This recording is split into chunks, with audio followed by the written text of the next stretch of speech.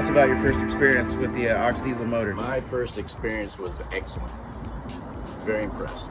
The fuel economy on total fuel economy of both engines running at speed at a good clip of say 30 knots. We were consuming about 16 gallons an hour total fuel consumption. So that's very impressive. It's about 40% less of the gas outboards.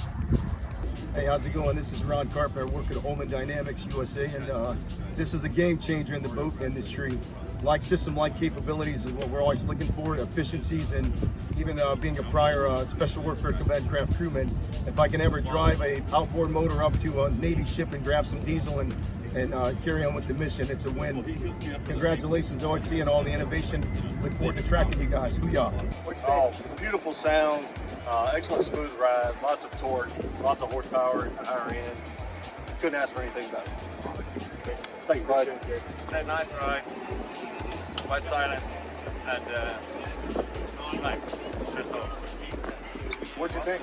I think they did great. I was a little bit concerned with first hearing about the diesels, how loud they were going to be, and I was quite impressed. Actually, they're very quiet. We took off and could see the response to these engines, the torque, and I'm actually very, very excited about the fact that I can have an outboard that's diesel and not gas, and something I've been in the industry for 40 years. Diesel is what it's easy to get in Alaska, whereas gas is a little bit more difficult, certainly more expensive. So I think they're on the right track with this, and I'm very excited.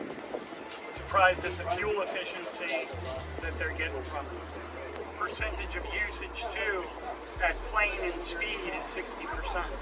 So you're not tasking the motor at all.